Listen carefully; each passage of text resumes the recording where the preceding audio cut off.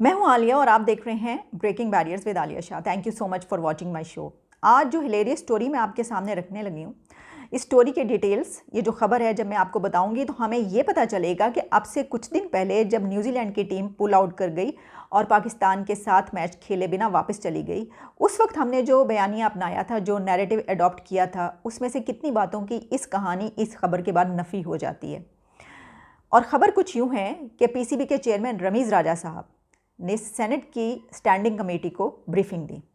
रमीज़ राजा ने सेनेट की standing committee को ब्रीफ किया कि आखिर क्या वजूहात थी, क्या रीजंस थी, क्या लॉजिक्स थी, क्या साजिशें थी जिसकी बिना पर न्यूजीलैंड की टीम वापस चली गई बिना खेले। तो जो उन्होंने डिटेल्स बताई हैं वो बहुत अहम है। उन्होंने डिटेल्स बताते हुए ये कहा है कि दरअसल पाकिस्तान का क्रिकेट बोर्ड जो है पीसीबी, उसके माली मामलात इंडिया पर डिपेंड करते हैं। पाकिस्तान क्रिकेट बोर्ड का जो फाइनेंशियल स्टेटस है वो इंडिया पे डिपेंड करता है और इसकी वजह यह है कि आईसीसी, इंटरनेशनल क्रिकेट काउंसिल जो है, उसका 90% पैसा, 90% पैसा इंडियन क्रिकेट से आता है। और अगर भारत के वज़ीर आज़म ये फैसला कर लें कि इन फंड्स में से पाकिस्तान क्रिकेट बोर्ड को पैसा नहीं देना, तो पाकिस्तान का क्रिकेट बोर्ड बैठ जाएगा। ये कहना था रमीज़ राजा का कि क्योंकि 90% पैसा आईसीसी को इंडियन क्रिकेट से मिलता है, तो अगर इंडिया का पीएम ये फैसला कर ले कि ये फंड्स जो हैं इसमें से पाकिस्तान को पैसा नहीं जाएगा, हमने नहीं देना, तो पीसीबी बैठ जाएगा। इसके अलावा रमीज़ राजा ने यह भी कहा कि इंडिया के बिजनेस हाउसेस पाकिस्तान क्रिकेट को चला रहे हैं और पाकिस्तान क्रिकेट से आईसीसी की कतई तौर पर कोई दिलचस्पी नहीं है और पाकिस्तान आईसीसी को जवाब में 1 टका भी नहीं देता, यानी वही टका जो 2 रुपये के बराबर हो चुका है। तो उन्होंने कहा कि पाकिस्तान आईसीसी को कुछ भी नहीं देता, यानी 1 टका भी नहीं देता जवाब में, तो जाहिर है कि फिर आईसीसी को क्या इंटरेस्ट रहेगा। अच्छा, इसके अलावा उन्होंने कुछ और बातें भी कही जिसमें उन्होंने तफसीलात बताते हुए ये कहा कि जो हमें कुछ चीज़ें अडॉप्ट करने की ज़रूरत है वो ये है कि पीसीबी को अपने पाँव पर खड़ा किया जाए। इसमें ज़ाहिर है कि पैसे की ज़रूरत है और इकॉनमी बेहतर होगी तो ज़ाहिर है कि ये तमाम मामला चलेंगे। हमें इकनॉमिकली बहुत स्ट्रॉन्ग होने की ज़रूरत है। इसकी वजह यह है कि जब दुनिया को हमसे कोई ज़रूरत ही नहीं और वो हमारी तरफ देखते नहीं, तो फिर उनको जिससे ज़रूरत है और जो वहाँ पर जो है सबसे ज़्यादा स्टेक्स रखते हैं वो उनकी बात ही मानते हैं। तो इनडायरेक्टली जो है हम ये तो कह सकते हैं कि देखिए, अगर कोई उनको ये कहेगा कि नहीं हमने ये नहीं करना, तो वो उनकी बात मानेंगे। लेकिन हमने तो ये नैरेटिव अपनाया था उस वक्त, हमारा तो ये बयानिया था कि साजिश की बिना पर भारत ने, इंडिया ने ये जो सीरीज़ है ये ख़त्म करवाई है और उन्होंने ये नहीं होने दी।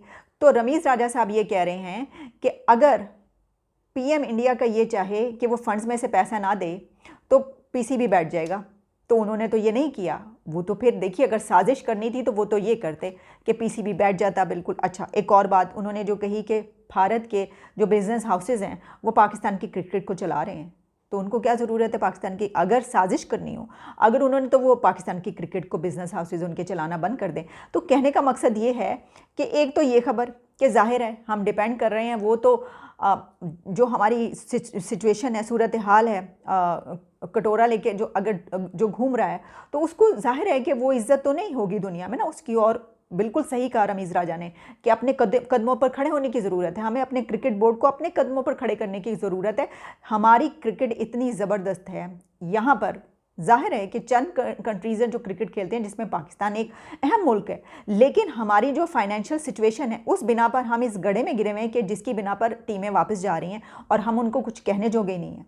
क्योंकि इसकी वजह ये, वो कहेंगे भाई करते क्या हो तुम, जो इतनी ज़्यादा बातें बना रहे हो। वो तो ये भी कह सकते हैं, वो तो बहुत अच्छे हैं कि वो ये बातें नहीं कहते, इसके बावजूद कि हम इतने ट्रेंड्स भी बना लेते हैं सबके खिलाफ और सब कुछ करते हैं। तो मैं सिर्फ ये सोच रही थी कि ये अहम खबर तो है ही, लेकिन इसके साथ साथ अहम खबर ये भी है कि हमने कुछ दिन पहले तो हमने ये कहा कि जनाब, जिस मुल्क ने हम कह रहे थे कि ये बंद करवाया इंडिया ने, भारत ने, तो उसी के बारे में रमीज़ राजा ये कह रहे हैं कि उनके बिजनेस हाउसेस से तो ये क्रिकेट चला रहे हैं और अगर वो उनका जो पीएम है वो कह दे आईसीसी, इंटरनेशनल क्रिकेट काउंसिल को कि इनको हमने फंड्स नहीं देने, तो वो नहीं दे सकता, फिर बैठ जाएगा क्रिकेट बोर्ड।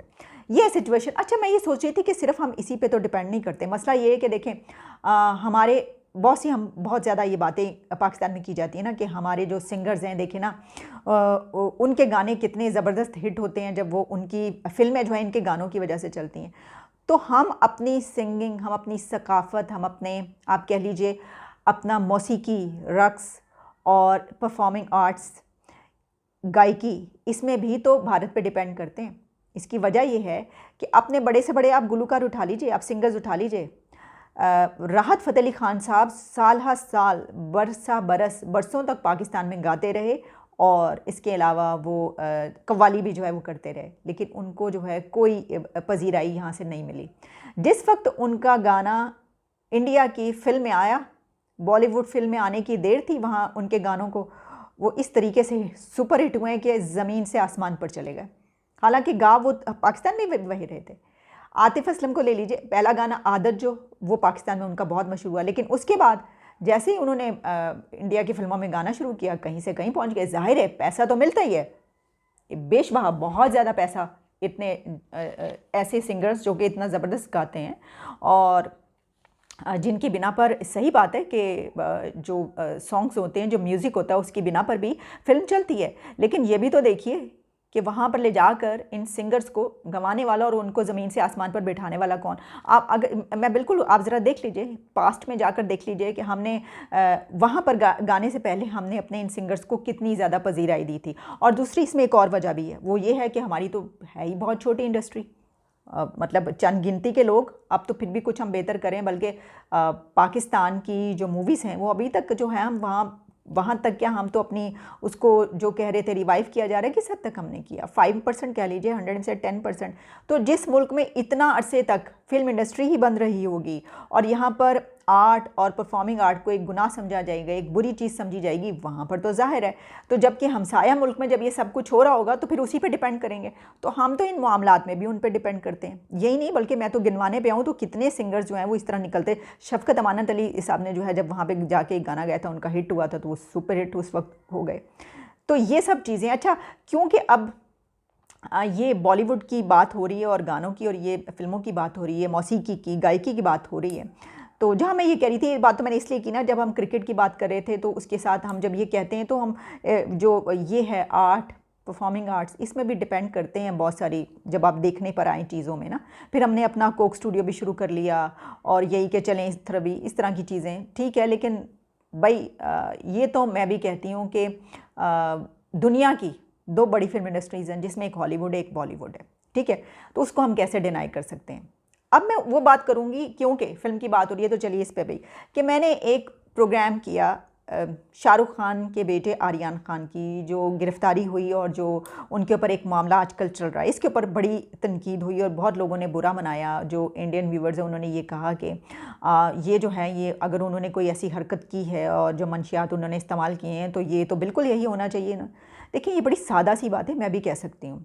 और एक बात मैं आपको बताना चाहती हूँ कि जिस तरह आपको पूरा हक़ है कि आप डिसएग्री मेरे से कर सकते हैं, जितनी मर्ज़ी चाहे तनकीद करें, क्रिटिसिज्म करें, तो इसी तरीके से मुझे भी हक़ दीजिए। मुझे भी हक़ हासिल है कि अगर मेरा कोई पॉइंट ऑफ व्यू है तो मैं उसको बयान करने का पूरा वो रखती हूँ।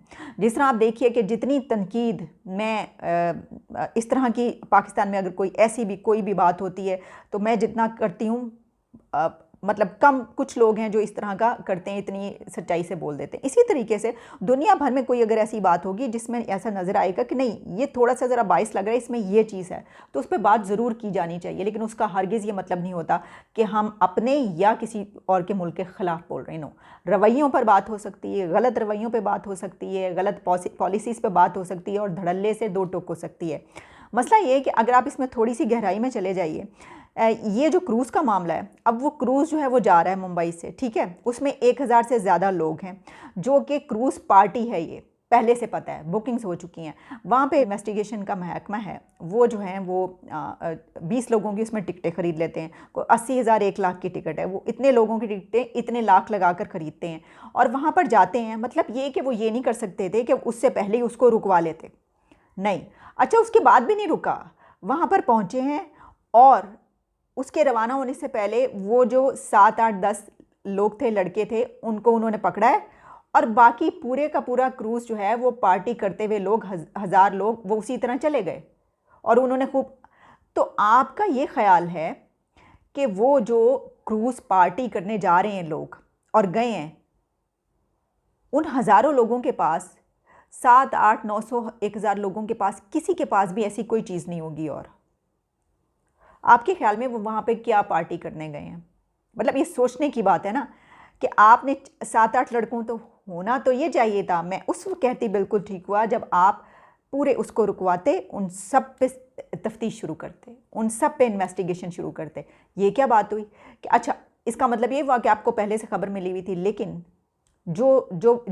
आपने जिनको गिरफ्तार किया, जो पकड़े गए, उसमें से जो खुद उस महकमे का जो अफसर है उसने खुद ये बयान दिया कि जो आर्यन है उसके पास ना तो कुछ निकला और ना ही उसका जब मेडिकल हुआ तो कोई चीज़ साबित हुई।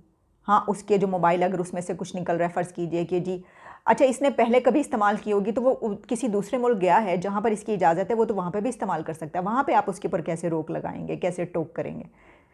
तो ये जो ये सब बातें हैं ना, इनकी वजह से ये चीज़ सामने आ रही है कि क्या उसको शाहरुख खान का बेटा होने के बिना पर, मैं मुसलमान और हिंदू का इस वक्त जिक्र नहीं कर रही, सिर्फ यही चीज़ें नहीं होती, बल्कि बहुत सारी और भी बातें होती हैं। हम देखते हैं बहुत सारी पॉपुलर पर्सनालिटी समटाइम कोई ऐसी बात कह देती हैं, बुरी लग जाती है, और भी कुछ ये कि बढ़ावा देने के लिए, कोई हाइप क्रिएट करने के लिए बहुत सी ऐसी चीज़ें होती हैं, जेलसीज भी होती हैं, जिसकी बिना पर ये होता है। जहाँ बहुत ज़्यादा एडवांटेजेस होते हैं एक बड़ी पर्सनालिटी के बेटा या बेटी होने पर, वहीं उतने ही डिसएडवांटेजेस भी होते हैं, ख़तरा भी उतना ही होता है।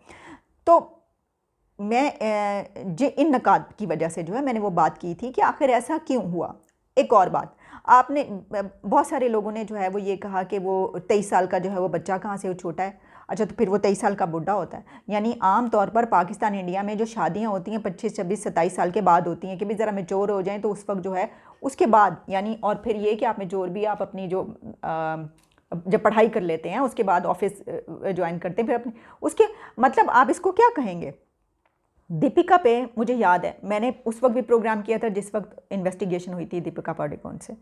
उस वक्त भी मैंने प्रोग्राम किया जिस वक्त शिल्पा शेट्टी और उनके हस्बैंड पे हुआ, और मेरा क्या नैरेटिव था, मैंने कहा था बिल्कुल सही, इनके खिलाफ इन्वेस्टिगेशन होनी चाहिए, इनके खिलाफ पूरी तरीके से तहकीकात होनी चाहिए और जो है उसको सज़ा मिलनी चाहिए। इसकी वजह यह है कि वो सब बहुत मैच्योर लोग हैं और वो जानते हैं, तो इसका मतलब है कि अरसे से वो कर रहे हैं, तो उनको समझ होनी चाहिए। लेकिन आप यूथ को पकड़ रहे हैं, आपको उन लोगों को, उन गुरुओं को पकड़ना चाहिए कि जो ये सब काम कर रहे हैं। इसकी एक और वजह मैं आपको बताती हूँ, यही नहीं, कुछ अर्सा पहले, और बल्कि अक्सर ऐसा होता रहता है, पाकिस्तान में पार्टी के कोई मौके नहीं होते, तो लड़के लड़कियां, स्टूडेंट्स या आपस में जो फ्रेंड्स के ग्रुप्स होते हैं, क्या करते हैं कि अपने घर पे कोई पार्टी, तो मेरा ख्याल है कुछ अर्सा पहले भी ऐसा हुआ था कि एक घर पे छापा मारा गया था पुलिस ने, और उसके ऊपर जो है वहाँ पे जाके उन लड़के लड़कियों को, जो कि आम अच्छे स्कूल कॉलेजेस के, उनको पकड़ के उन्होंने वहाँ पर डांटा, उनको इतनी बेइज्जती की, मारा, और उसके बाद उनकी तस्वीरें उतरवा के पूरी उसमें जो है वायरल हो गई थी।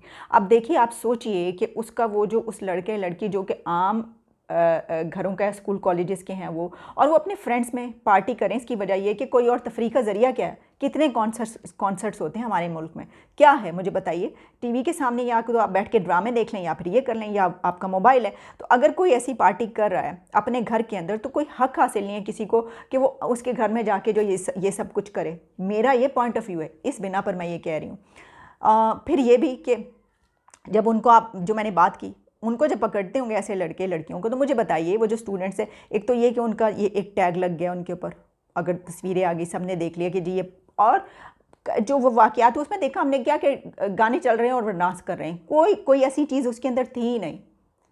और इसके अलावा तो वो जो ट्रॉमा होता है उससे निकलना बहुत मुश्किल होता है। फिर ये मेरा सवाल ये कि भाई अगर आप रोक रहे हैं तो पूरे क्रूज़ को रोकिए ना। इसकी वजह यह है कि आप, जाहिर है कि ऐसा, अगर आप ऐसा समझते हैं कि उस क्रूज़ में बाकी जितने लोग थे वो सब बड़े मासूम और उसी तरीके से गए और उन्होंने कभी ज़िंदगी में कोई चीज़ ऐसी इस्तेमाल नहीं की, तो फिर आपसे ज़्यादा मासूम कोई नहीं है जो ऐसा समझ रहा है। इसी तरीके से अगर हम ये समझते हैं कि हमारे मुल्कों के जो ब्यूरोक्रेट्स हैं, जो पॉलिटिशियंस हैं, जो बड़े बड़े ऐसे वडेरे ज़मींदार से लेकर आम लोगों तक और पुलिस ऑफिसर्स तक, और जो ये महकमे हैं, इनके लोग ऐसी चीज़ें इस्तेमाल नहीं करते, तो ये भी फिर आप बड़े मासूम हैं। तो कहने का मकसद मेरा ये है कि बजाय इसके कि निचले उससे आप शुरू करें, आप क्यों नहीं ऊपर से शुरू करते और उन लोगों को पकड़िए। ये मेरा कहने का मतलब था। और ये भी मैं आपको बताती चलूँ कि अगर आप ये कहेंगे कि जितनी नफ़रत जो है मुझे इस चीज़ से है, इसकी वजह यह है कि ये जो नशा जो है, शायद ये सबसे ज़्यादा बुरी चीज़ मुआशरे की, सोसाइटी की इसलिए होती है कि ये एक बंदे को जो है ना वो कीड़ा मकोड़ा बना देती है कि वो कुछ करने के काबिल नहीं रहता और उसका जो वो बिल्कुल बेकार हो जाता है। तो करना चाहिए था, मैं कह रही हूँ ठीक है, उनसे भी करते, उनसे भी इन्वेस्टिगेशन करने हैं, लेकिन हमारे मुल्कों की जो यूथ है उसको अगर इस तरीके से पकड़ के हम टैग करेंगे और उसको जो है वो जेलों में भेजेंगे और ये करेंगे, तो फिर उनका क्या मुस्तकबिल रहेगा। कोई भी हो, चाहे वो किसी अमीर का बेटा हो किसी गरीब का, मैं कह रही हूँ किसी के साथ भी ऐसा नहीं होना चाहिए। चलिए इजाज़त दीजिए, दोबारा मुलाकात होगी और किसी नई स्टोरी के साथ।